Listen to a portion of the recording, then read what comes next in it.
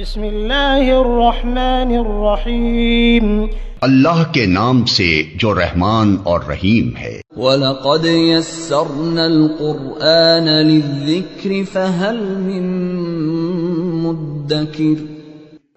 ہم نے اس قرآن کو نصیحت کے لیے آسان ذریعہ بنا دیا ہے، پھر کیا ہے کوئی نصیحت قبول کرنے والا؟ اعوذ باللہ من الشیطان الرجیم، بسم اللہ الرحمن الرحیم، ثم جعلناک علی شریعۃ من الامر فاتبعها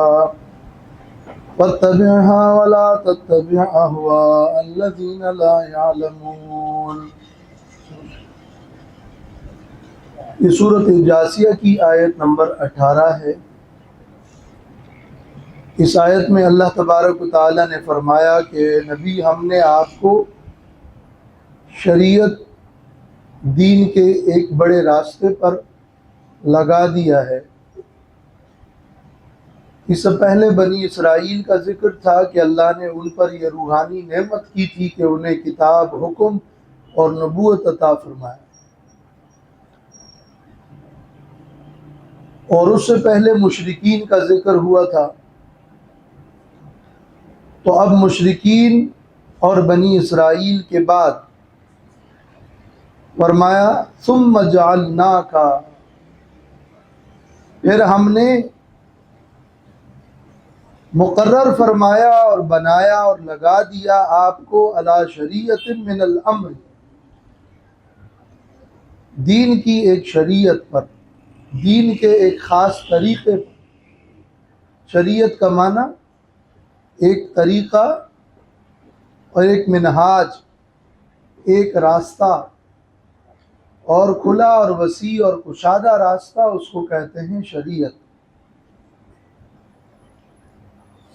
اور الامر سے مراد امر دینی ہے، شریعت من الامر، دین کا کھلا راستہ۔ فاتبعها، تو اے نبی آپ اسی کی پیروی کیجیے۔ ولا تتبع اهواء الذین لا يعلمون، اور پیروی نہ کریں ان لوگوں کے خواہشات کی جو نہیں جانتے۔ اب یہ اعلیٰ شریعت من الامر، ایک خاص طریقہ، وہ احکام کا ہے۔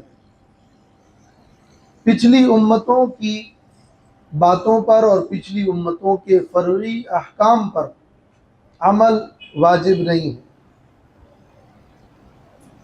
آپ کے لیے ایک شریعت ہے، احکام ہے جو اللہ نے مقرر فرمائے ہیں، آپ اس کی پیروی کریں۔ جہاں تک اصول کی بات ہے، عقائد کی بات ہے، وہ تو تمام انبیاء علیہم السلام کی ایک ہی رہی۔ اور فاتبعها میں یہ ہے کہ اتباع شریعت اصل ہے، اور باقی کیا ہے؟ احوا ہے۔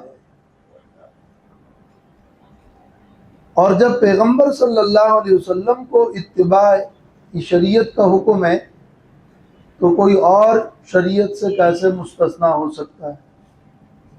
اس لیے طریقت کو شریعت کے متوازی ایک الگ راستہ سمجھنا یا بنانا غلط ہے، بلکہ جو کچھ ہے وہ شریعت ہے، اور شریعت ہی کی اتباع اور پیروی میں ہے۔ فاتبعها، اور یہ اس صورت کی بنیادی مضامین میں سے ہے، اتباع شریعت۔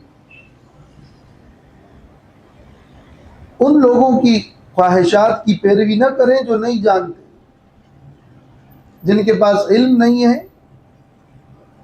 مراد علم نہیں ہے سے کیا ہوتا ہے؟ یعنی جن کے پاس دلائل نہیں۔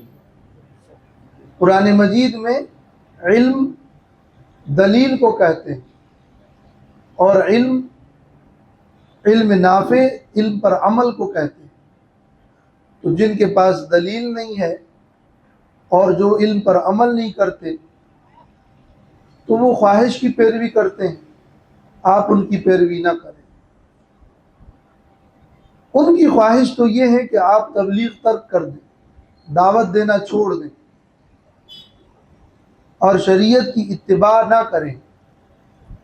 تو آپ ان کی باتوں میں، ان کی خواہشات میں مت آئیں، بلکہ فاتبعھا، شریعت کی پیروی کریں اور اپنی تبلیغ کا کام جاری ساری رکھیں۔ خطاب نبی سے ہیں لیکن امت مراد ہے، ورنہ نبی تو معصوم ہوتا ہے۔ الذین لا یعلمون، مشرکین ہیں، اہل کتاب ہیں۔ انہم لن یغنوا عنک من اللہ شیئا، بے شک یہ لوگ نہیں دفع کر سکتے آپ سے اللہ کے عذاب میں سے کچھ بھی۔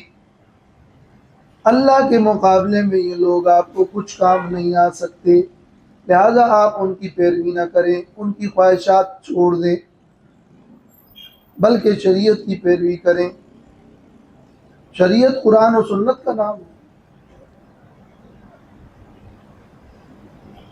وَإِنَّ الظَّالِمِينَ بَعْضُهُمْ أَوْلِيَاءُ بَعْضٍ، اور بے شک ظالم لوگ ان میں سے بعض کے اولیاء اور دوست اور ساتھی ہیں۔ ظالمین ایک دوسرے کے اولیاء ہیں، وہ ایک دوسرے کی مدد کرتے ہیں۔ اولیاء کا مطلب اسلام کے مقابلے میں، ایمان والوں کے مقابلے میں یہ ظالم آپس میں ایک ہو جاتے ہیں۔ اسلام دشمنی اور ظلم اور کفر تو ملت واحدہ ہے، تو وہ سب مل کر اپنے کفر میں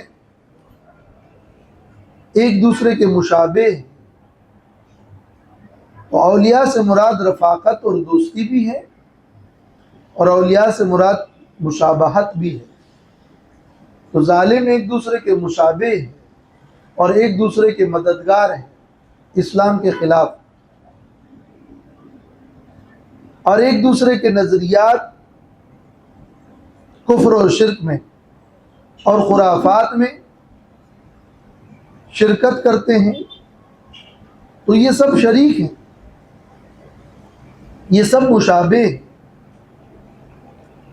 واللہ ولی المتقین، اور اللہ متقین کا مددگار ہے، اللہ متقین کا دوست ہے۔ وہ اللہ ان کو ظلمات سے نکال کر نور کی طرف لاتا ہے۔ اللہ ولی الذین آمنوا یخرجہم من الظلمات الی النور۔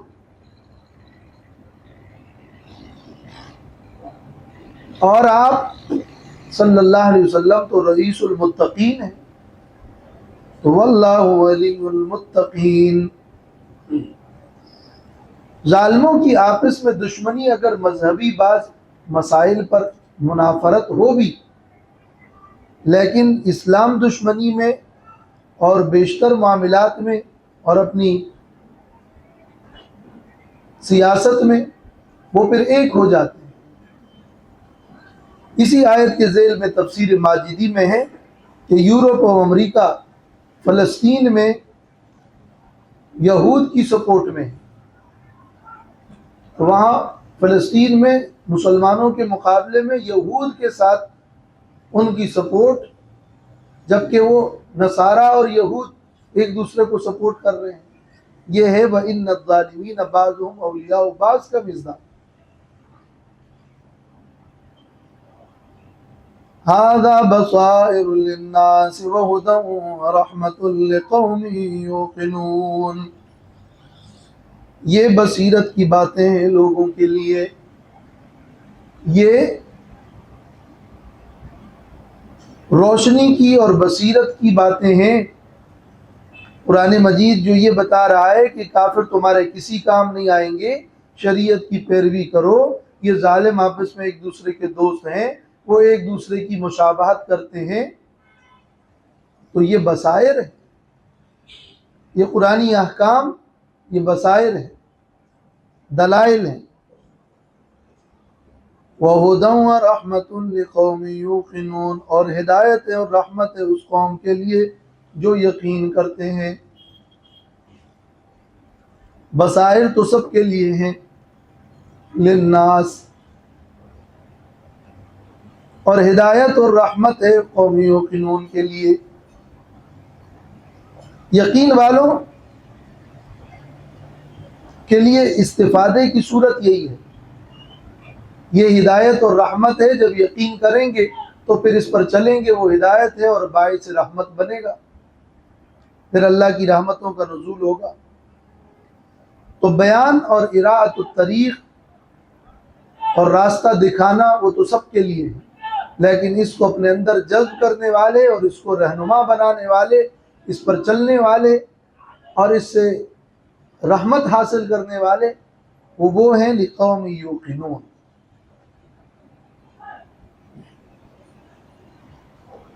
بصائر کیا ہے؟ دلائل قرآن. ہدن کیا ہے؟ مقصد قرآن. رحمت کیا ہے؟ ثمرہ قرآن. یہ قرآن دلائل بھی ہے، اس کا مقصد ہدایت ہے اور اس کا ثمرہ رحمت ہے. ان تینوں میں ایک ترتیب یہ ہے. دوسری ترتیب یوں ہوگی ھذا بصائر، یہ شریعت کے احکام ہیں، وہدن اور ہدایت ہے، من الضلالۃ گمراہی سے بچنے کے لیے، ورحمت اور رحمت ہے، من العذاب عذاب سے بچنے کے لیے. تو یہ شریعت ہے، احکام ہے، بصائر ہے. معالم الدین والشرائع تفسیر مدارک، وہدن من الضلالہ ورحمت من العذاب تفسیر مدارک.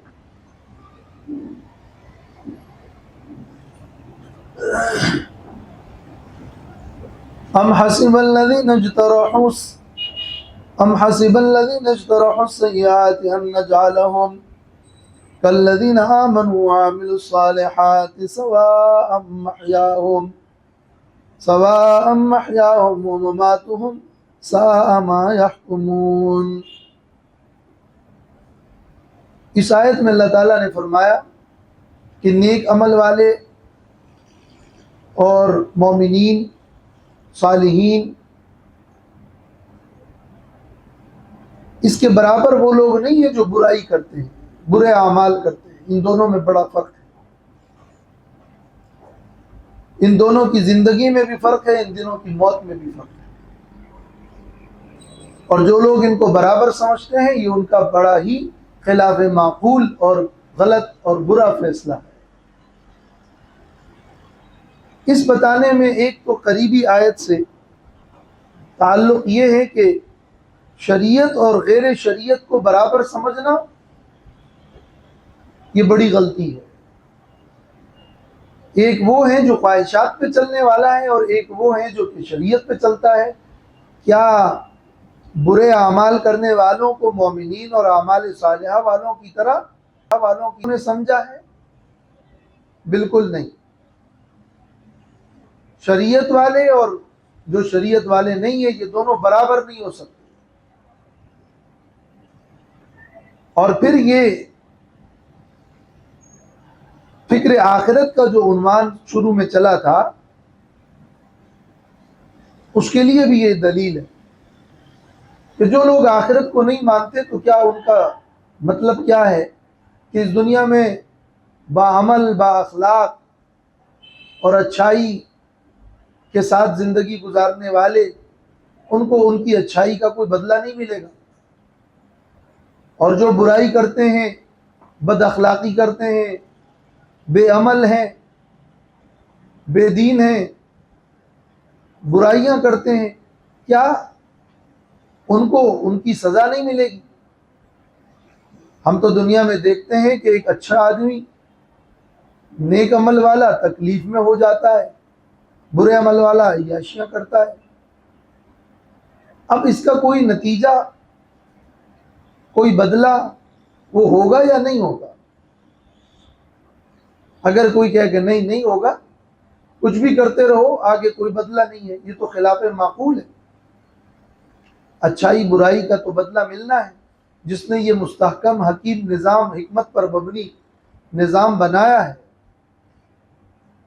اس سے تو یہ بالکل بعید ہے کہ پورا نظام بن گیا اور اتنا حکمت حکیم ہے اور بدلے کا کوئی انتظام ہی نہ ہو.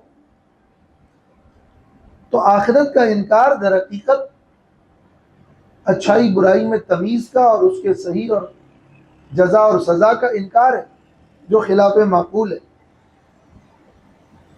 ام حسب الذین، کیا گمان کرتے ہیں وہ لوگ، اجترحوا سیئات، جنہوں نے برائیاں کی، اجترحوا مانا کسبوا، اجترحوا جراح کا مطلب کسب، جنہوں نے کمائی برائیاں، السیئات برے اعمال کیے، کیا گمان کرتے ہیں ان نجعلہم کہ ہم ان کو بنا دیں گے کالذین آمنوا ان کی طرح جو ایمان لائے، وعملوا الصالحات اور جنہوں نے نیک عمل کیا، سواء محیاہم ومماتہم کہ برابر ہیں ان کی زندگی اور ان کی موت۔ یہ سواء حال ہے الذین آمنوا سے، کالذین میں جو الذین آمنوا یہ اس سے حال ہے، اس حال میں کہ برابر ہے ان کی زندگی ان دونوں گروہوں کی، محیاہم دونوں گروہ مراد ہے، ومماتہم اور ان کی موت۔ بالکل ایسا نہیں ہے، بلکہ ان کی زندگی میں بھی فرق ہے، ان کی موت میں بھی فرق ہے۔ ایک مومن کی زندگی اور ایک کافر کی زندگی۔ کافر کی زندگی کے بارے میں تو قرآن میں ہے کہ ان کی زندگی تو تنگ ہوگی، وَمَنْ أَعْرَضَ عَنْ ذِكْرِي فَإِنَّ لَهُ مَعِيشَةً ضَنْكَا، ان کے لیے تو تنگ زندگی، وہ تنگ زندگی دنیا میں بھی سکون نہیں، آرام نہیں، اپنے مقصد کو پایا نہیں، شک اور اضطراب کی زندگی، سارے سامان راحت ہوتے ہوئے بھی بے آرامی اور مقصد سے غفلت۔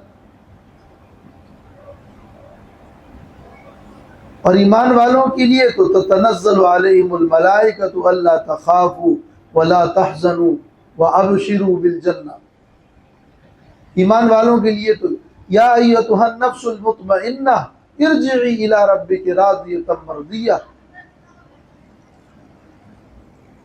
تو مومن کی زندگی اطاعت الہی میں گزرتی ہے اور کافر کی زندگی معصیت الہی میں گزرتی ہے، دونوں میں فرق ہے۔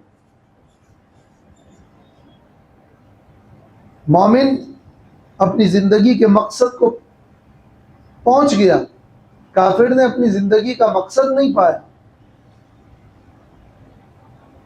اور پھر کافر کے لیے آخرت میں یا موت اور موت کے بعد کی جو ذلت ہے اور وعیدیں ہیں، اور دوسری طرف ایمان والوں کے لیے جو سکون اور بشارات اور خوشخبریاں ہیں۔ ساء ما یحکمون، بہت برا ہے جو یہ لوگ فیصلہ کرتے ہیں، یہ جو حکم لگاتے ہیں بڑا غلط ہے۔ تو یہ شریعت اور غیر شریعت برابر نہیں ہے اور آخرت کی دلیل۔ وَخَلَقَ اللَّهُ السَّمَاوَاتِ وَالْأَرْضَ بِالْحَقِّ وَلِتُجْزَىٰ كُلُّ نَفْسٍ بِمَا كَسَبَتْ وَهُمْ لَا يُظْلَمُونَ، اور اللہ نے آسمان اور زمین کو پیدا کیا ہے حق کے ساتھ، بالحق یعنی بالعدل، بالحق یعنی بالحکمت، وَلِتُجْزَىٰ اور اس لیے تاکہ بدلہ دیا جائے، کل نفس ہر نفس کو، بما کسبت اس کا جو اس نے کمایا، وَهُمْ لَا يُظْلَمُونَ اور ان کے ساتھ ظلم نہیں کیا جائے گا۔ آسمان اور زمین کا پورا نظام عدل و حکمت پر بنا ہے۔ کیا آخرت قائم نہ ہو، اچھے کو اس کی اچھائی کا اور برے کو اس کی برائی کا بدلہ نہ ملے؟ یہ عدل ہے، یہ حکمت ہے؟ یہ نہ عدل ہے نہ حکمت ہے۔ اللہ نے تو یہ نظام بنایا اس لیے ہے تاکہ ہر نفس کو پورا پورا بدلہ ملے، اور اس دنیا میں پورا بدلہ ملنا ممکن نہیں۔ تو وَلِتُجْزَىٰ كُلُّ نَفْسٍ بِمَا كَسَبَتْ وَهُمْ لَا يُظْلَمُونَ۔ اب یہ آخرت کے دلائل میں سے اگلی دلیل ہو گئی۔ پہلے تو یہ بتایا کہ آخرت کا ہونا بڑا ضروری ہے تاکہ اچھے برے میں فرق ہو جائے سزا جزا میں، اور اب مزید کہ اس کا قائم ہونا تو صحیح ہے، اور صرف صحیح ہی نہیں ہے بلکہ اس کی حکمت ہے، بالحق بالحکمت۔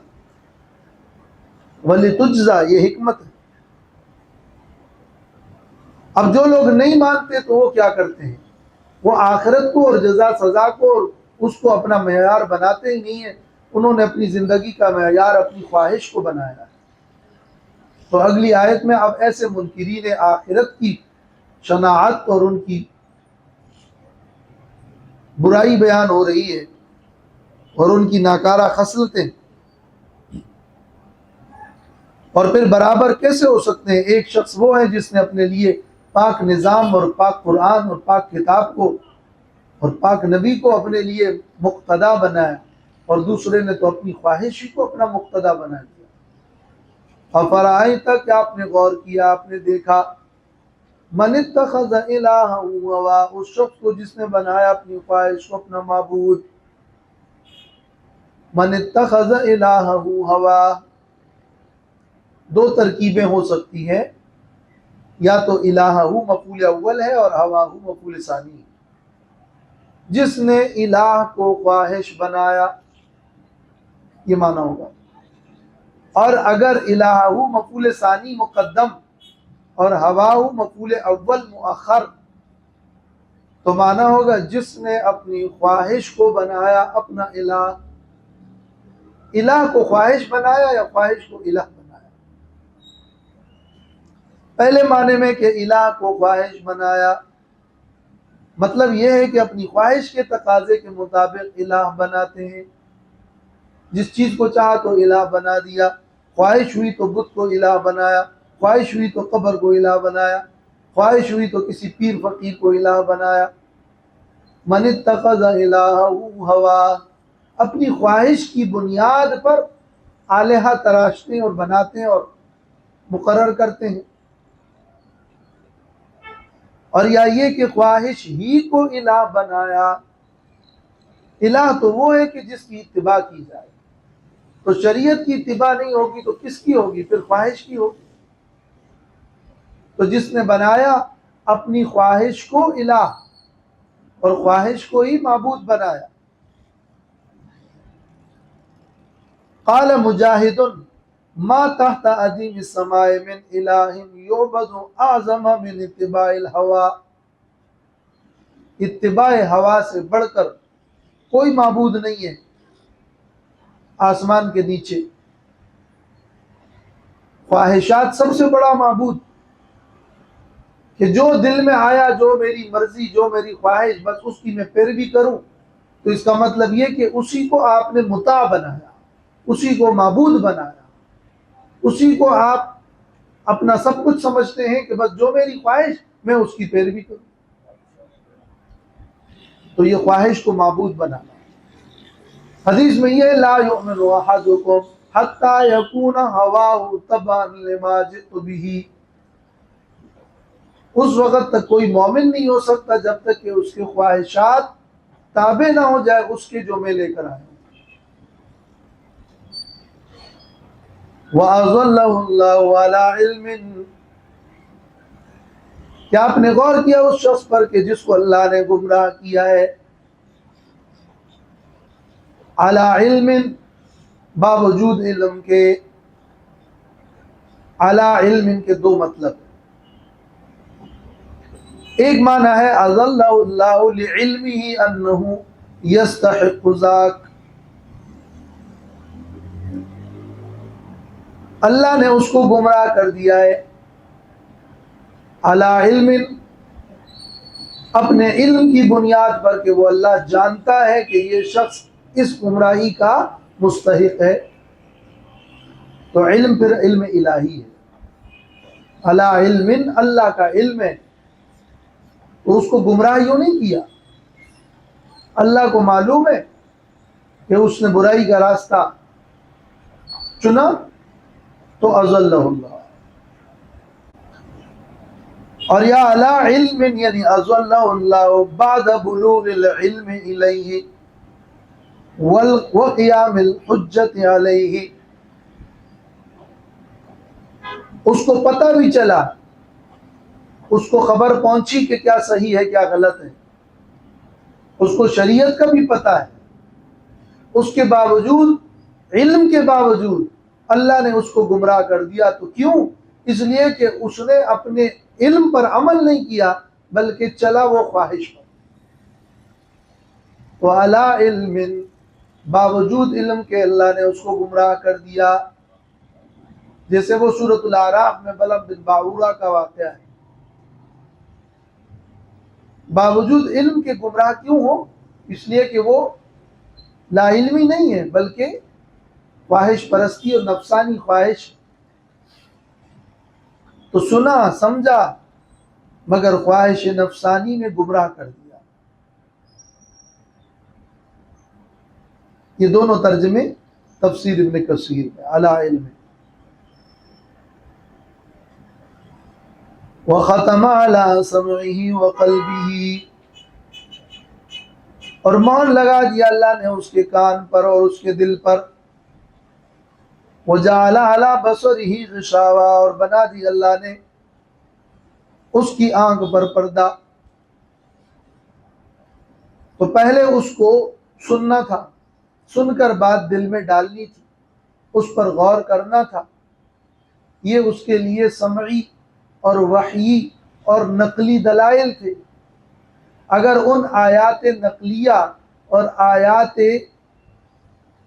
قرآنیہ، آیات سمعیہ، اس سے وہ نہیں سمجھا تو چلو آنکھوں سے کائنات اور نفس کو دیکھ کر آیات کونیہ، تکوینیہ، آفاقیہ کو دیکھ لیتے. مگر یہاں تو ختم علی سمعہ وقلبہ، آیات قرآنیہ بھی نہیں، نہ سنتا ہے نہ غور کرتا ہے. وجعل علی بصرہ غشاوہ، آنکھوں پہ بھی پردے ہیں. تو نقلی دلائل عقلی دلائل پر مقدم ہوتے ہیں، تو سمع اور قلب کو مقدم رکھا. سمع پر چلنا یہ سمعی ہے، ایک خبر کا راستہ ہے، ایک نظر کا راستہ ہے. تو جو خبر کا راستہ ہے وہ بڑا قوی ہے، اس پر چلنا ہے. اور یہ ایمان ہے.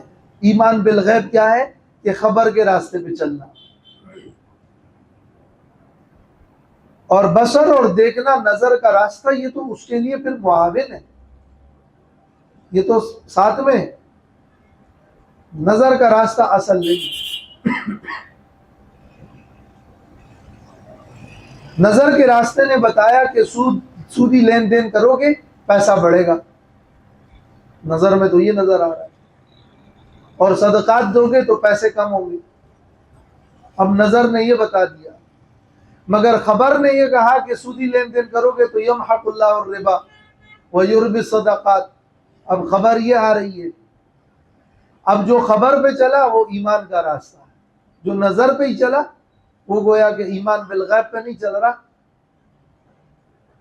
عقل کو سماع پر، نقل پر فوقیت دینا گمراہی کی بنیاد ہے.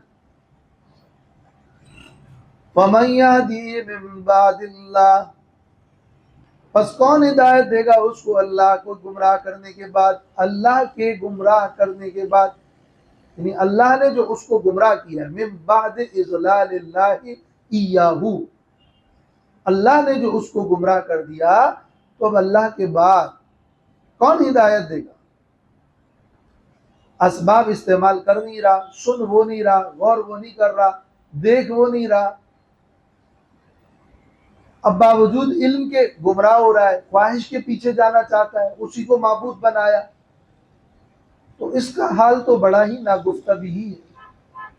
افلا تذکرون، کیا تم غور نہیں کرتے، کیا تم نصیحت نہیں لیتے ہو؟ یہ اب خطاب جو ہے خطاب ہو گیا، یعنی غائب سے خطاب کی طرف. التفات کہتے ہیں جس کو بلاغت میں. وقالوا ما هي الا حياتنا الدنيا نموت ونحيا وما يهلكنا الا الدهر وما لهم بذلك من علم.